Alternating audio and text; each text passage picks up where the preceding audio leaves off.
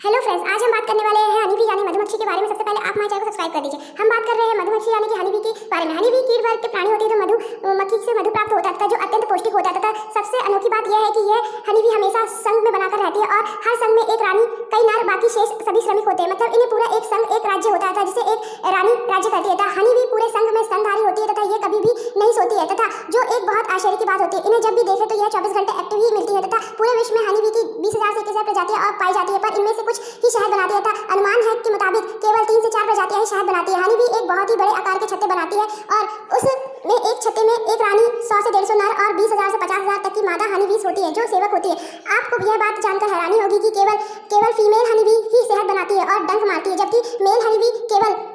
केवल अकेले queen honey bee के साथ सेवा के लिए होते हैं तथा जो हमेशा उनके साथ ही रहते हैं। हनी बी जब भी डंक मारती है तो किसी भी मनुष्य को डंक वाले स्थान पर सूजन हो जाती है जो कई दिनों तक दर्द रहता है। अगर एक मनुष्य को बहुत सारी हनी बी ने डंक मारती है तो उससे उस मनुष्य की मृत्यु भी हो सकती है। एक हनी बी की रफ्तार 24 से 25 किलोमीटर प्रति घंटे की होती है उड़ने की। हनी बी को हिंदी में मधुमक्खी भी जाना जाता है। हनी बी पूरे विश्व की एकमात्र ऐसी कीट होती है जिसके द्वारा बनाए गए खाने को मनुष्य भी खाते हैं, वो भी बड़े शौक से। और यहाँ तक कि बहुत बड़े मात्रा में हनी बी के शहद को बेचा भी जाता है क्योंकि हनी बी के द्वारा तैयार किया गया शहद एक बहुत ही पौष्टिक आहार होता है तथा जो मनुष्य के शरीर के पूरे विटामिन और प्रोटीन की कमी को पूरा कर देता है। अगर हम भोजन रोजाना हनी बी के सेवन करते हैं तो हमारे शरीर में किसी भी विटामिन और प्रोटीन की कमी कभी नहीं होगी जो स्वास्थ्य के लिए बहुत ही लाभदायक होती है। यहाँ तक कि हनी बी के शहद पहले से हनी बी के द्वारा इतना पचा दिया जाता है कि अगर शहद मनुष्य के शरीर में जाता है तो यह आराम से 15 से 20 मिनट में पूरी बॉडी में पहुंच जाता है तथा हनी बी का छत्ता हनी बी के पेट से निकलने वाली ग्रंथियों के मोम से बनता है तथा जो कई बार प्रक्रिया करने के हनी बी बनाती है तथा हनी बी इतनी मेहनती होती है कि यह शहद बनाने के लिए एक बूंद शहद को कई फूलों के रस से बनाती है तथा जिसके लिए यह दूर दूर तक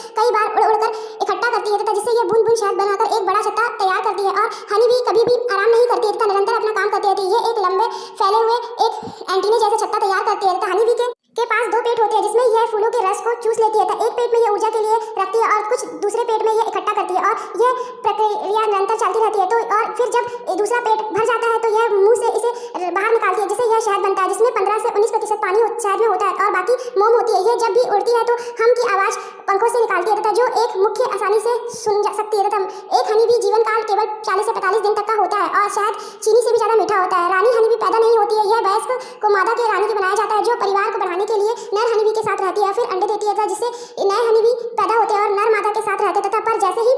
मादा हनी बी अंडे देती है तो नर हनी बी मर जाते हैं और बाद में मादा ही अंडे को रखती है और अपने परिवार की रक्षा करती है। और जब रानी हनी बी की मौत हो जाती है तो रानी हनी बी छत्ते छोड़कर सारी हनी बी छत्ता छोड़कर चली जाती है और नई रानी बनाकर एक नए छत्ते का निर्माण करते हैं। अगर आपको इसके बारे में और डिटेल वीडियो चाहिए तो और नए टॉपिक पर वीडियो चाहिए तो ऑलरेडी बनाने के तैयार, आप अपना कमेंट बॉक्स में हमें कमेंट करके बता सकते हैं। जय हिंद, जय भारत, सेवन में सेवन।